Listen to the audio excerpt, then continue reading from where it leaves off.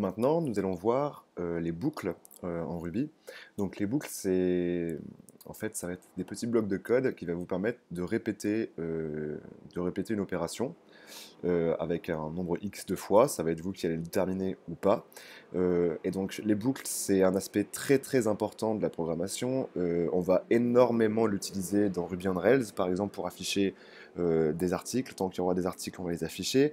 On va aussi vouloir mapper sur des tableaux, des choses comme ça.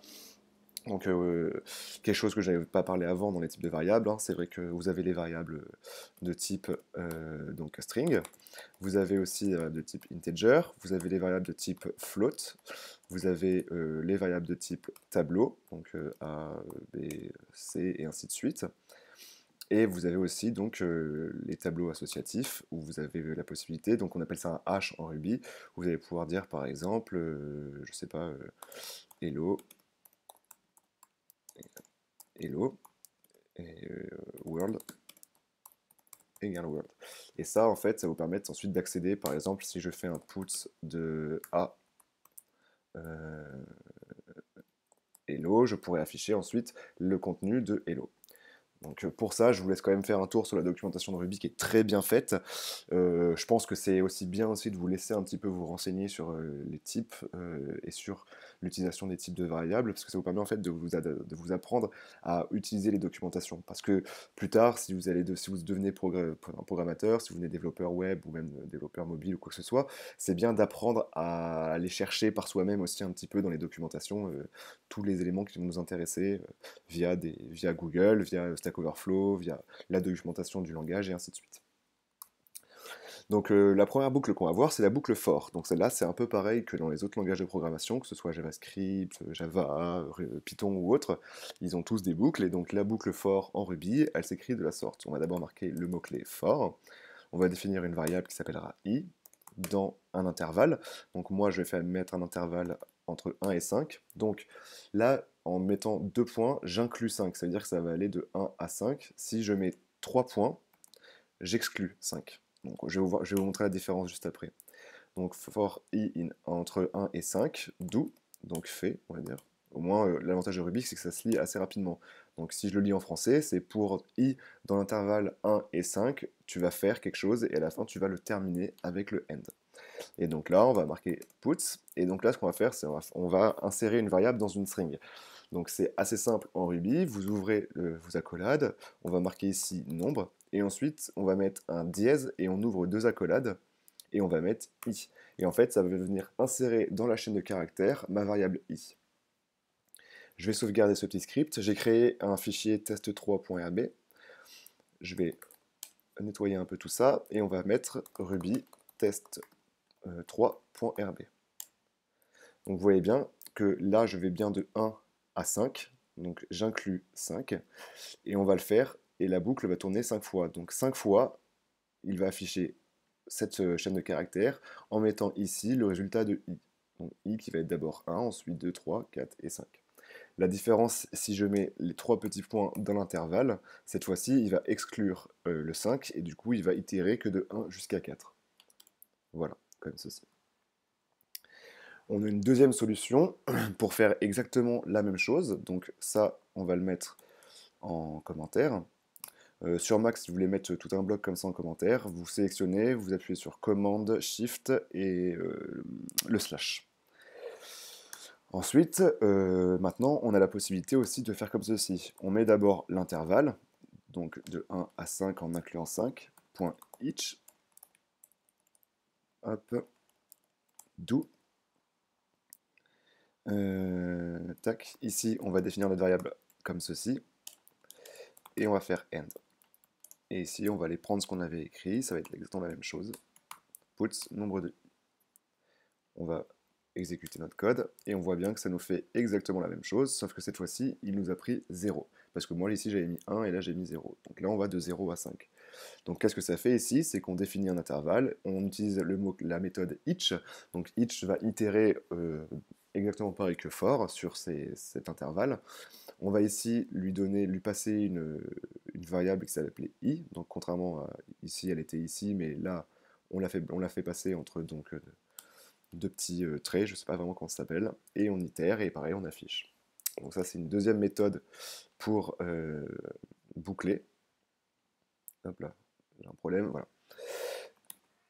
Maintenant, on va voir aussi que c'est possible de faire ça avec un tableau. Par exemple, si j'ai un tableau qui va jusqu'à 4, je peux également faire un each do i,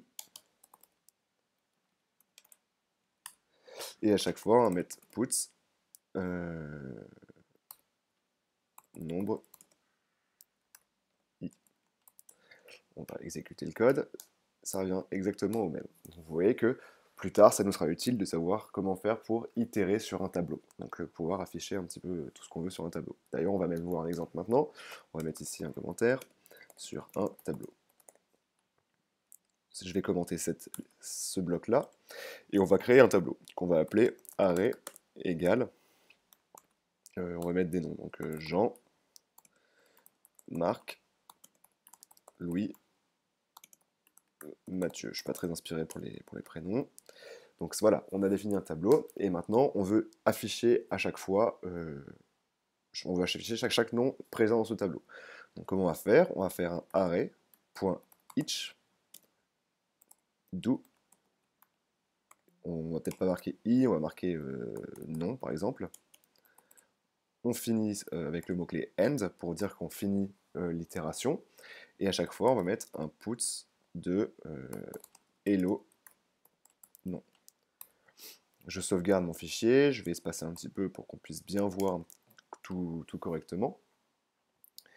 Et je vais faire Ruby test 3, ça m'affiche bien hello Jean, hello Marc, hello Louis, hello Mathieu, et ainsi de suite. Ça marcherait pareil si j'avais mis ici des integers à la place d'une chaîne de caractères. Donc voilà, on a appris maintenant à itérer sur un tableau. On a aussi une autre façon d'écrire les boucles en Ruby. Cette fois-ci, c'est avec le mot-clé time. Donc on va dire par exemple 6 times do i. Et là, on va afficher, allez, on va mettre hello cette fois, et on va afficher i. Donc on exécute. Donc forcément, ici, on n'affiche rien parce que j'ai pas mis le mot-clé puts. Donc c'est une erreur de ma part. Je remets et ça m'affiche bien mon itération. Donc là, c'est encore même limite plus lisible que ce qu'on avait encore avant. Cette fois-ci, c'était très clair. On va 6 fois faire i. Donc 6 fois i va prendre une valeur de 0 à 6 et on va l'afficher à chaque fois. Ça, c'est pour les itérations avec de type for, each et times. Maintenant, on va voir la boucle while.